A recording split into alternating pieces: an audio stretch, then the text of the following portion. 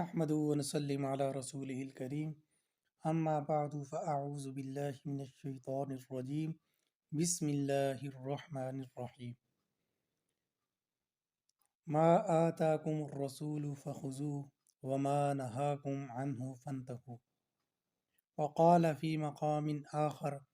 ثم أورثنا الكتاب الذين اصطفينا من عبادنا فمنهم ظالم لنفسه ومنهم مقتصد ومنهم سابق بالخيرات بإذن الله ذلك هو الفضل الكبير وقال في مقام آخر الله ولي الذين آمنوا يخرجهم من الظلمات إلى النور والذين كفروا أولياؤهم الطاغوت يخرجونهم من النور إلى الظلمات أولئك أصحاب النار هم فيها خالدون ألا وقال في مقام آخر ألا إن أولياء الله لا خوف عليهم ولا هم يحزنون الذين آمنوا وكانوا يتقون لهم البشرى في الحياة الدنيا وفي الآخرة صدق اللہ العظیم۔ جیسا کہ آپ حضرات جانتے ہیں کہ بروز جمعہ بعد نماز مغرب ہماری مجلس ذکر کے اندر باقاعدہ عقیدہ تحاویہ کا درس دیا جاتا ہے، جس میں عقائد کی اصلاح کی جاتی ہے۔ عقائد کی اصلاح کرنا بہت زیادہ ضروری ہے، اور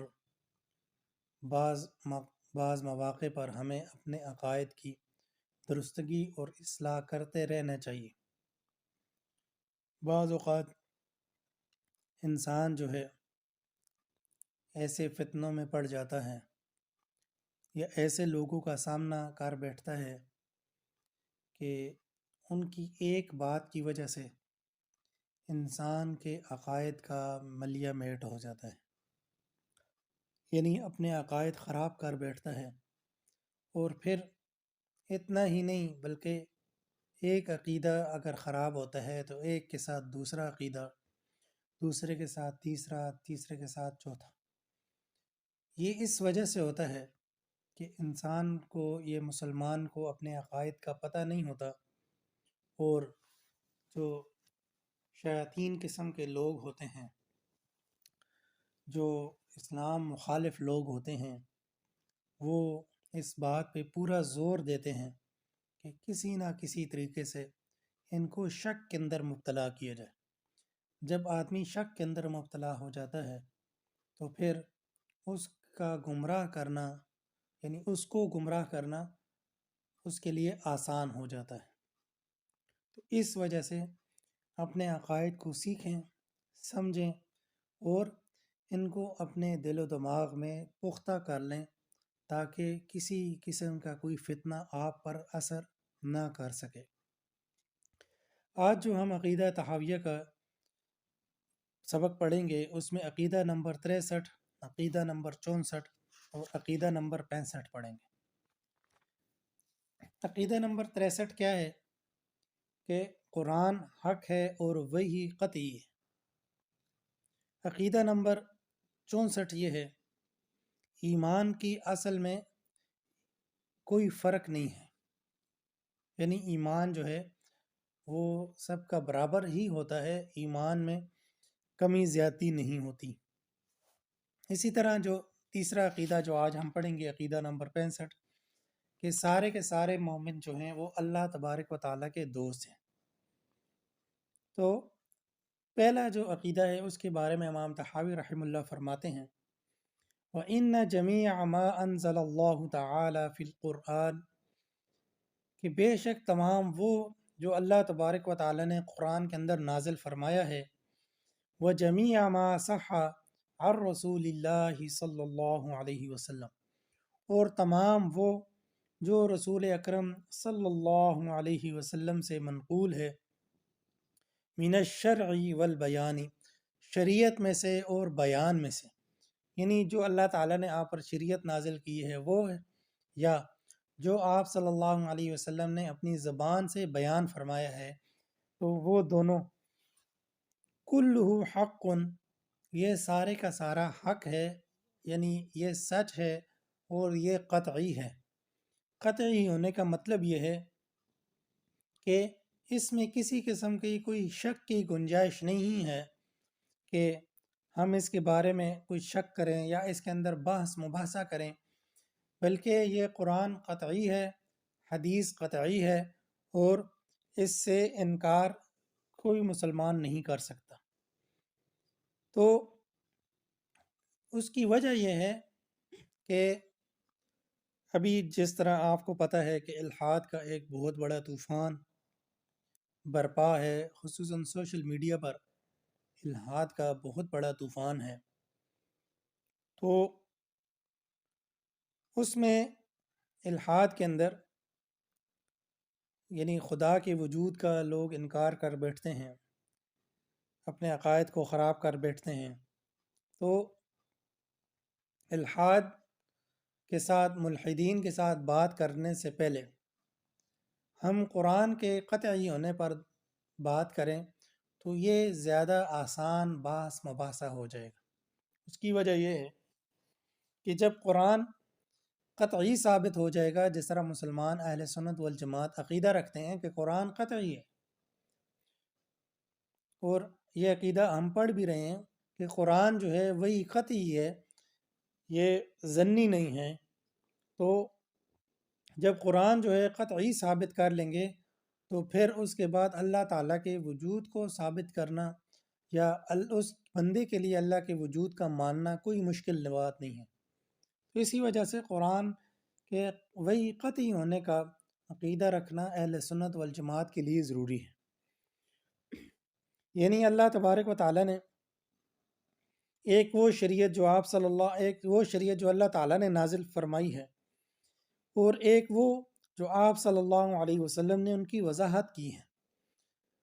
تو دونوں چیزیں، یعنی اللہ تبارک و تعالیٰ نے قرآن کریم کے اندر بھی واضح ارشاد فرمایا ہے، ما آتاکم الرسول فخذوہ وما نہاکم عنہ فانتہوا، کہ جو رسول اکرم صلی اللہ علیہ وسلم آپ کو دے دیں اس کو وصول کر لو، اس کو لے لو۔ وما نہاکم عنہ فانتہوا، اور جس چیز سے روک دیں، جس چیز سے منع فرما دیں، فانتہوا، بس اس چیز سے باز آ جاؤ، رک جاؤ۔ تو اس سے پتہ چلتا ہے کہ نبی کریم صلی اللہ علیہ وسلم کا جو حکم دینا یا نبی کریم صلی اللہ علیہ وسلم کا کسی بات سے منع کرنا، یہ بھی شریعت ہے۔ یعنی یہ نہیں کہا جائے گا کہ یہ رسول اکرم صلی اللہ علیہ وسلم کا فرمان ہے یا ان کا حکم ہے، یہ اللہ کا حکم تو نہیں ہے، اس طرح نہیں کہا جائے گا، بلکہ رسول اکرم صلی اللہ علیہ وسلم کا امر اور ان کی نہی، یعنی ان کا حکم دینا اور ان کا منع کرنا، یہ بھی جو ہے شریعت کا حصہ ہے، اس کو بھی ماننا ضروری ہے اور اس پر بھی ایمان لانا ضروری ہے۔ وَأَنزَلَ إِلَيْكَ الْكِتَابَ وَأَنزَلَ إِلَيْكَ الذِّكْرَ لِتُبَيِّنَ لِلنَّاسِ۔ اب ایسی باتیں جو قرآن کے اندر تو مذکور ہیں، ایسا حکم جو قرآن کے اندر مذکور ہے لیکن اس کو تشریح کی ضرورت ہے، وہ واضح نہیں ہے، تو اس کے بارے میں نبی اکرم صلی اللہ علیہ وسلم اگر ارشاد بیان کرتے ہیں، اس کو بیان کر رہے ہیں نبی کریم صلی اللہ علیہ وسلم، تو وہ بھی اللہ تبارک و تعالیٰ نے آپ کو اس چیز کا اختیار دیا ہے کہ آپ لوگوں کو بیان کریں۔ وَأَنزَلْنَا إِلَيْكَ الذِّكْرَ، اور نازل کیا ہم نے آپ کی جانب ذکر یعنی قرآن کریم کو، لِتُبَيِّنَ لِلنَّاسِ، تاکہ آپ لوگوں کے لیے اس کو بیان فرمائیں آپ، ما نزل الیہم، جو نازل کیا گیا ان کی جانب، یعنی اس چیز کو آپ بیان کریں، لعلہم یتفکرون، شاید کہ وہ غور و فکر کرنے والے بن جائیں۔ تو جو بھی احکام شرعی ثابت ہوتے ہیں قرآن و احادیث سے، وہ دونوں ہی حجت شرعیہ ہیں۔ تو لیکن بعض جو فرقے، جس طرح میں بارہا ان فرقوں کا ذکر کرتا رہتا ہوں، آج کل تو موجود نہیں ہیں لیکن نئے نئے جو فرقے پیدا ہو رہے ہیں، تو اکثر جو ہیں اس طرح کے عقائد ان کی بھی ہیں، جس طرح اب جامعہ ایک فرقہ گزرا ہے، معطلہ گزرا ہے، معتزلہ گزرا ہے، اور روافظ وغیرہ یہ تو اب بھی موجود ہیں. تو یہ جو ہے اس کے حدیث کے حجت ہونے کا انکار کرتے ہیں، لیکن اہل سنت والجماعت یہ حدیث کے حجت ہونے کا انکار نہیں کرتے بلکہ اس کو حجت شرعیہ مانتے ہیں. اب اگلا عقیدہ ہے عقیدہ نمبر 64 کہ ایمان کی اصل کے اندر کوئی فرق نہیں ہے. اس کے بارے میں امام طحاوی رحمہ اللہ وضاحت کرتے ہیں، فرماتے ہیں والایمان واحد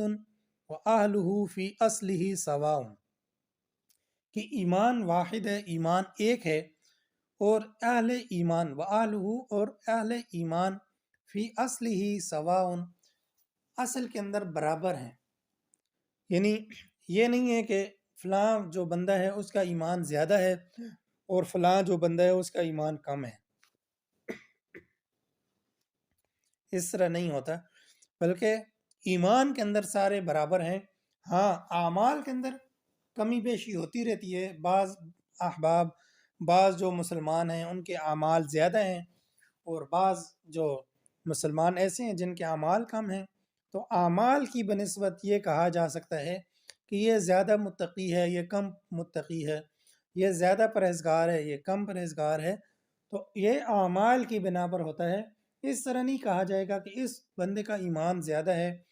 تو اس بندے کا ایمان کم ہے، بلکہ ایمان دونوں کا ہی برابر ہے. ایمان کے اندر کمی اور زیادتی نہیں ہوتی، بلکہ ایمان جو ہے وہ ایک حال میں قائم رہتا ہے. وَالتَّفَاضُلُ بَيْنَهُمْ بِالْخَشْيَةِ وَالتُّقَى، امام طحاوی رحمہ اللہ بھی اسی بات کا ذکر کرتے ہیں کہ جو فضیلت ہے، یعنی التفاضل ایک دوسرے پر فضیلت ہونا، یہ کس وجہ سے بینہم جو ان کے درمیان میں ہے، بالخشیت، یہ اللہ تعالیٰ کے ڈر کی وجہ سے، والتقیٰ اسی طرح تقوی کی وجہ سے، ومخالفت الہویٰ اور اسی طرح خواہش کی مخالفت کی وجہ سے، وملازمت الاولیٰ اور بہتر کام کو پکڑ لینا. تو یہ زیادہ جو ہے اس بہتر کام کی مواظبت کرنا، پابندی کرنا اس کی، اور یعنی عمل کی پابندی کرنا، یہ اگر اس کے اندر کسی بندے کے اندر پائے جاتے ہیں تو بظاہر یعنی ظاہر ہے وہ زیادہ افضل ہے، وہ زیادہ بہتر ہے دوسرے آدمی سے کہ جو اس طرح کے معمولات میں نہیں ہیں. تو جس طرح یعنی جس طرح انسان سارے برابر ہیں، اب انسان سارے برابر ہیں انسانیت ہونے کی وجہ سے. اب یہ نہیں کہا جائے گا کہ فلاں زیادہ انسان ہے فلاں کم انسان ہے. تو جس طرح انسان جو ہے انسانیت میں سارے کے سارے ایک جیسے ہیں، اس میں کوئی فرق نہیں ہے کہ انسان جو ہے یعنی انسان کی کمی بیشی ہوتی ہے، بلکہ جو اس کی صفات ہیں، صفات کی وجہ سے صفات کی وجہ سے انسان کے درجات جو ہیں وہ دوسرے سے کم یا زیادہ ہوتے ہیں. اب ایک بندے کی صفت ہے جھوٹ بولنا اور ایک بندے کی صفت ہے سچ بولنا. اب سچ بولنے والا وہ زیادہ اچھا سمجھا جاتا ہے جھوٹ بولنے والے کی بنسبت. تو اسی طرح جو ایمان ہے، تو ایمان کے اندر جتنے بھی مسلمان ہیں وہ سارے کے سارے برابر ہی ہوتے ہیں. ایمان کے اندر کمی زیادتی نہیں ہوتی، بلکہ ان اعمال کی وجہ سے کہ ہاں یہ عالم دین ہے، یہ عالم دین نہیں ہے، یہ جو ہے متقی پرہیزگار ہے، یہ بزرگ آدمی ہے اور یہ بزرگ نہیں ہے. یعنی یہ جو ہے اعمال میں کمی ہے، یہ نماز پڑھتا ہے یہ نماز نہیں پڑھتا، یہ روزے رکھتا ہے یہ روزے نہیں رکھتا. اب ظاہر ہے جو اعمال کر رہا ہے تو وہ زیادہ افضل ہے اس آدمی کی بنسبت جو ان اعمال میں ملوث نہیں ہے، ایسے اعمال نہیں کر رہا، نیک اعمال سے جی چراتا ہے. تو وہ زیادہ افضل نہیں ہے بلکہ اعمال کرنے والا زیادہ افضل ہے. تو یہ اب کمی بیشی جو ہوئی ہے، فضیلت جو اس بندے کو ملی ہے تو یہ اعمال کی بنسبت ملی ہے، نہ کہ ایمان کی بنسبت. میرے خیال میں سمجھ آ گئے کہ اسی طرح اللہ تبارک و تعالیٰ نے ارشاد فرمایا ثم اورثنا الکتاب الذین اصطفینا من عبادنا فمنهم ظالم لنفسه ومنهم مقتصد ومنهم سابق بالخیرات باذن اللہ ذالک هو الفضل الکبیر۔ تو اللہ تبارک و تعالیٰ فرماتے ہیں پھر وارث بنایا ہم نے کتاب کا ان لوگوں کو جن کو ہم نے چن لیا من عبادنا اپنے بندوں میں سے۔ من عبادنا میں یہاں من تبعیضیہ ہے، یعنی سارے بندوں کو نہیں چن لیا، بعض بندوں کو ہم نے چن لیا۔ کس کے لیے؟ کتاب کے لیے۔ اب ان میں سے فَمِنْهُمْ ظَالِمٌ لِنَفْسِهِ وَمِنْهُمْ مُقْتَصِدٌ، تو اب ان میں سے کچھ ایسے ہیں جو اپنے اوپر ظلم کرتے ہیں، وَمِنْهُمْ مُقْتَصِدٌ، اور بعض کوئی بیچ کا رستہ نکال دیتے ہیں، وَمِنْهُمْ سَابِقٌ بِالْخَيْرَاتِ، اور بعض جو ہیں نیکیوں کے اندر بڑھ چڑھ کر حصہ لیتے ہیں۔ اب 3 بندوں کا ذکر ہوا ہے، یعنی جن کو اللہ تبارک و تعالیٰ نے چن لیا ہے وہ ان میں سے 3 قسم کے لوگ ہیں۔ ایک وہ طبقہ ہے جو اعمال نہ کر کے، یعنی ایمان تو تینوں کے اندر موجود ہے، ظالم لنفسہ ہی ہے، مقتصد ہے یا سابق بالخیرات، تینوں کے اندر ایمان موجود ہے، لیکن اب ایک جو ہے وہ اعمال میں کمی کوتاہی کرتا ہے، اعمال نہیں بجا لاتا، صرف اس نے کلمہ پڑھا ہوا ہے اور باقی کچھ کام نہیں ہے، کوئی اعمال نہیں ہے اس کے، تو اب ایسا آدمی ظالم لنفسہ ہی، یعنی اپنے اوپر ظلم کرنے والا ہے۔ کیوں؟ یعنی ہے تو صاحب ایمان ہی، لیکن اعمال سے جی چرا رہا ہے، اعمال نہیں کر رہا، تو اب وہ صرف ایمان ہی ہے اس کے پاس، اور کوئی چیز نہیں ہے، اعمال نہیں ہے اس کے پاس۔ بلکہ بعض اعمال تو ایسے ہیں کہ وہ گناہ کی صورت بن رہے ہیں، جس طرح نماز ہے، نماز پڑھے گا تو ثواب ملے گا، نماز نہیں پڑھے گا تو ظاہر گناہ ہوگا۔ تو اب یہ نہیں ہے کہ وہ بالکل ہی خالی ہے، بلکہ اپنے سر گناہ لے رہا ہے، اپنے آپ پر ظلم کر رہا ہے اعمال نہ کر کے، کیونکہ اللہ تعالیٰ نے اس لیے تو نہیں پیدا کیا کہ اللہ تعالیٰ کو عبادت کی ضرورت ہے، اللہ تعالیٰ کو تعریفوں کی ضرورت تھی، اللہ تعالیٰ کو تحمید کی ضرورت تھی، بلکہ اس لیے اللہ تبارک و تعالیٰ نے پیدا فرمایا کہ تم عبادت تو میری کرو گی، لیکن فائدہ اس کا تمہیں ہوگا، تمہیں اس کا فائدہ ہوگا، یہ اس عبادت کا فائدہ مجھے فائدہ نہیں ہے، اس کا تمہیں فائدہ ہے۔ اللہ تبارک و تعالیٰ کو یعنی عبادت کی کمی تو نہیں تھی، کیونکہ عبادت تو اللہ تبارک و تعالیٰ کی انسانیت سے پہلے بھی ہو رہی تھی، تو یعنی اللہ تبارک و تعالیٰ نے انسان کو پیدا کیا تاکہ یہ عبادت کرے، اور جو میں نے اس کے لیے انعامات رکھے ہیں ان انعامات تک یہ پہنچ جائے۔ جس طرح اسکول میں یا کالج میں یا اس طرح امتحان ہوتے ہیں، جب ہر طالب علم کی یا ہر استاد کی یہی خواہش ہوتی ہے کہ ہمارے اسکول والے جو ہیں وہ جیت جائیں، ہمارے طلباء وہ جیت جائیں، ٹھیک ہے۔ تو اسی طرح یعنی یہ کوشش ہوتی ہے کہ جو انعام رکھا گیا ہے تو یہ اس انعام تک پہنچ جائیں، یعنی کوئی بھی مقابلہ ہوتا ہے، کسی مقابلے کے اندر بھی یہ نہیں کہا جاتا کہ ہمارا انعام بچ جائے، ہم اس کو واپس لے جائیں، بلکہ انعام اس لیے رکھا جاتا ہے تاکہ اس انعام تک پہنچ جائیں۔ تو اللہ تبارک و تعالیٰ نے بھی جو انعامات رکھے ہیں یہ انسانوں کے لیے رکھے ہوئے ہیں، تاکہ انسان جو ہے اپنے اعمال کے ذریعے رسائی حاصل کر لیں اور اپنے آپ کو بہتر کر سکیں، اپنے آپ کو مضبوط کر سکیں، تاکہ اپنے آپ پر ظلم نہ کریں۔ تو اب ایک طبقہ ایسا ہے کہ جن کو اللہ تبارک و تعالیٰ نے چن لیا، لیکن وہ ایمان کے لیے چن لیا، کتاب کے لیے چن لیا اللہ تبارک و تعالیٰ نے، تو وہ اپنے آپ پر ظلم کر رہا ہے۔ پھر دوسرا جو طبقہ ہے وہ کوئی درمیانی چال نکالتا ہے، یعنی کبھی اعمال کر لیے، کبھی اعمال نہ کیے، کبھی چھوڑ دیا، کبھی نہ چھوڑا۔ اب پہلا جو طبقہ تھا اس کے یعنی کوئی اعمال صالحہ نہیں ہے، دوسرا جو طبقہ ہے اس کے کچھ اعمال صالحہ ہیں، کچھ اعمال سیئہ ہیں، اچھے اعمال بھی کیے ہوئے ہیں، برے اعمال بھی کیے ہوئے ہیں، تو یہ دوسرا طبقہ ہے۔ تیسرا طبقہ جو ہے کہ وہ کسی حال میں کسی نیکی کو نہیں چھوڑتا، یعنی سوچتا نہیں ہے، پوچھتا نہیں ہے، مشورہ نہیں کرتا، جو بھی نیکی کا کام ملتا ہے فوراً ہی کر دیتا ہے، اس میں تاخیر نہیں کرتا۔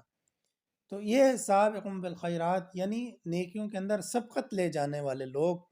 تو تیسرا طبقہ ایسا ہے۔ اب ظاہر ہے ایک آدمی ظالم لنفسی ہی ہے، یعنی اس نے کوئی اعمال کیے ہی نہیں ہے، دوسرا آدمی وہ ہے جو کبھی اعمال کرتا ہے کبھی اعمال نہیں کرتا. تیسرا وہ ہے جو ہمیشہ اچھے اعمال کرتا ہے، تاخیر نہیں کرتا، فوراً ہی اس کی طرف لپکتا ہے، فوراً ہی نیک اعمال بجا لاتا ہے. تو یعنی دوسری جو چیزیں ہیں، دوسرے معمولات ہیں اس کے، ان کو ایک سائٹ پر رکھتا ہے اور اس چیز کی طرف لپکتا ہے، نیکی کی طرف لپکتا ہے، نیک کاموں کی طرف لپکتا ہے، اور ایسی مجالس کی طرف لپکتا ہے کہ جہاں پر اللہ اور اس کے رسول کی بات ہوتی ہے. تو اس کو سابقٌ بالخیرات کہا جاتا ہے کہ نیکیوں کی طرف. ظاہر ہے اب 3 طبقے ہیں، 3 طبقوں کے ایمان تو سب کے برابر ہے، ایمان میں کوئی فرق نہیں ہے. ہاں البتہ ان کے اعمال کی وجہ سے ان کے بعض لوگ جو ہیں وہ فضیلت والے ہیں. سابقٌ بالخیرات یہ فضیلت والے ہیں اس سے جن کے اعمال بھی ہیں اور اعمال سیئہ بھی ہیں، اور اعمال وہ درمیانے لوگ وہ ان سے زیادہ افضل ہیں جو ظالم لنفسی، یعنی ان کے کوئی اعمال صالحہ ہیں ہی نہیں. تو اللہ تعالیٰ نے ارشاد فرمایا بِإِذْنِ اللہ،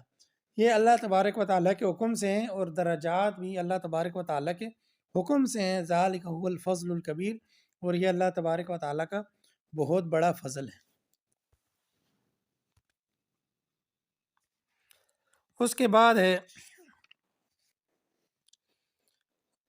آگے اللہ تبارک و تعالیٰ عقیدہ نمبر 65 جو ہے کہ سارے مومن اللہ تبارک و تعالیٰ کے دوست ہیں. امام طحاوی رحمہ اللہ فرماتے ہیں والمؤمنون کلہم اولیاء الرحمن، کہ جتنے بھی صاحب ایمان لوگ ہیں وہ سارے کے سارے رحمان کے یعنی اللہ تبارک و تعالیٰ کے دوست ہیں. وَأَكْرَمُهُمْ عِنْدَ اللَّهِ، اور پھر ان دوستوں میں ظاہر ہے اب کچھ قریبی دوست ہوتے ہیں، کچھ دور کے دوست ہوتے ہیں. تو پھر اللہ تبارک و تعالیٰ کے دوست بھی اس طرح کے ہی ہیں، کچھ بہت زیادہ قربت والے ہیں اور کچھ دور والے ہیں. دوست تو سارے ہی ہیں، یعنی اس میں کوئی شک نہیں ہے کہ کوئی یہ کہے کہ میں اللہ کا ولی نہیں ہوں. اللہ کا ولی ہر مسلمان اللہ کا ولی ہے، لیکن اب ولایت کے اندر فرق ہے، یعنی دوستی کے اندر فرق ہے. کسی کی دوستی زیادہ مضبوط ہے، جس طرح اب ہوتا ہے کہ رشتہ داری ہے، اب ایک قریبی رشتہ داری ہے، ایک دور کی رشتہ داری ہے، ایک سگا بھائی ہے، ایک جو وہ جا کے فلاں کا کزن، فلاں کا رشتہ دار، فلاں سے فلاں جگہ سے رشتہ کیے، جو اس طرح یہ میرا ایک کزن بنتا ہے. ٹھیک ہے، اب ظاہر ہے سگے بھائی میں اور جو دور کا کزن ہے وہ بھی بھائی لگتا ہے. اب سگے بھائی میں اور ستیلے بھائی میں ظاہر فرق ہے. تو اس طرح اللہ تبارک و تعالیٰ کی دوستی میں بھی فرق ہے کہ جو اللہ تبارک و تعالیٰ کے، جس طرح اللہ تبارک و تعالیٰ یعنی جو زیادہ قریبی ہیں تو وہ زیادہ قربت والے ہیں، انہوں نے محنت کی ہے، اللہ تبارک و تعالیٰ نے ان کو قربت نصیب کر دی. اور جو محنت نہیں کر رہے وہ اللہ تعالیٰ سے دور ہیں لیکن ہیں دوستی. امام طحاوی رحمہ اللہ فرماتے ہیں وَأَكْرَمُهُمْ عِنْدَ اللَّهِ أَتْوَعُهُمْ، کہ جو سب سے زیادہ معزز ہیں اللہ تبارک و تعالیٰ کے ہیں، أَتْوَعُهُمْ وَأَتْبَعُهُمْ لِلْقُرْآنِ، وہ زیادہ فرما بردار اور زیادہ تابعدار ہیں للقرآن، قرآن کے، یعنی یہ قرآن کے زیادہ ماننے والے ہیں، قرآن کی زیادہ تابعداری کرنے والے ہیں. تو اولیاء یہ ولی کی جمع ہے، اور ولی کہتے ہیں دوست سے، یعنی ولی یہ ولایت سے ماخوذ ہے، اور ولایت یہ عداوت کی ضد ہے. عداوت کہتے ہیں دشمنی کو، اور ولایت کہتے ہیں دوستی کو. تو سارے کے سارے جتنی بھی ایمان والے ہیں وہ سارے کے سارے اللہ تبارک و تعالیٰ کے دوست کہلاتے ہیں. اللہ تبارک و تعالیٰ ارشاد فرماتے ہیں اللہ ولی الذین آمنوا یخرجہم من الظلمات الی النور، کہ اللہ تبارک و تعالیٰ دوست ہے ان لوگوں کا جو ایمان لائے، ان کو نکالتا ہے من الظلمات اندھیروں سے. ظلم کی جمع ظلمات آتی ہیں، اندھیروں سے نکالتا ہے الی النور، روشنی کی طرف. یعنی اللہ تبارک و تعالیٰ ان کو کفر سے اسلام کے اندر داخل کرتا ہے، یا اللہ تبارک و تعالیٰ ان کو گمراہیوں سے بچا کر اچھائیوں کی طرف، نیک راستے کی طرف اللہ تبارک و تعالیٰ لے کر آتا ہے. اللہ تبارک و تعالیٰ آگے ارشاد فرماتے ہیں والذین کفروا، اب ظاہر ہے ایمان والے کے مقابلے میں کفر والے ہیں، تو کافروں کا بھی کوئی نہ کوئی ہے دوست. تو اللہ تبارک و تعالیٰ اس کا بھی ذکر فرما رہے ہیں۔ والذین کفروا، اور وہ لوگ جنہوں نے کفر کیا، یعنی اللہ تبارک و تعالیٰ کا انکار کیا، اولیاءہم الطاغوت، ان کا جو ولی ہے، ان کے جو دوست ہیں، الطاغوت شیطان ہیں، تو ان کے بھی دوست ہیں، اللہ تبارک و تعالیٰ کے بھی دوست ہیں۔ تو اللہ تبارک و تعالیٰ کے دوست ایمان والے ہیں، اور شیاطین کے دوست وہ کفار ہیں۔ یخرجونہم من النور الی الظلمات، وہ ان کو نور سے یعنی روشنی سے اندھیروں کی طرف، گمراہیوں کی طرف لے کر جاتے ہیں، ہدایت سے گمراہی کی طرف لے کر جا رہے ہیں ان کو۔ اسی طرح اللہ تبارک و تعالیٰ ارشاد فرماتے ہیں انما ولیکم اللہ و رسولہ، اللہ تبارک و تعالیٰ بھی تمہارا دوست ہے، تمہارا ولی ہے، تمہارا دوست ہے، و رسول، اور اس کا رسول بھی دوست ہے۔ والذین آمنوا، اور وہ لوگ بھی دوست ہیں جو ایمان لائے، یعنی اللہ، رسول اور ایمان والے یہ سارے کے سارے آپس میں دوست ہیں۔ اچھا، ولی کی کیا تعریف ہے؟ ولی عموماً یہی سمجھا جاتا ہے وہ جبہ قبہ اور یہ ساری چیزیں یہ سمجھی جاتی ہیں کہ ہاں اس طرح کا اگر اولیاء ہے تو وہ ولی بن سکتا ہے، اس کے علاوہ کوئی ولی نہیں ہے، ایسی بات نہیں ہے، بلکہ اللہ تبارک و تعالیٰ کہ ہاں تو ولی وہی ہے۔ ولی کی کیا تعریف ہے؟ کہ ہر وہ بندہ مومن جو اللہ تبارک و تعالیٰ کی کثرت سے عبادت کرتا ہے، ایک ہے عبادت کرنا سر سے اتارنے والی بات، ٹھیک ہے، وہ نہیں ہے، بلکہ وہ جو فرائض ہیں ان کو تو پڑھتا ہی پڑھتا ہے، لیکن جو اس کے اس سے ہٹ کر جو اعمال صالحہ ہیں، جو عبادات ہیں، ان کے اندر بھی وہ بڑھ چڑھ کر حصہ لیتا ہے، بہت زیادہ عبادت کرتا ہے، اور ساتھ ساتھ پھر نبی اکرم صلی اللہ علیہ وسلم کی بھی اطاعت کرتا ہے، اسی طرح بدعات اور رسومات سے بچتا ہے، تو ایسے آدمی کو اللہ کا ولی کہا جاتا ہے، اور ہر قسم کی نافرمانی سے بچتا رہتا ہے،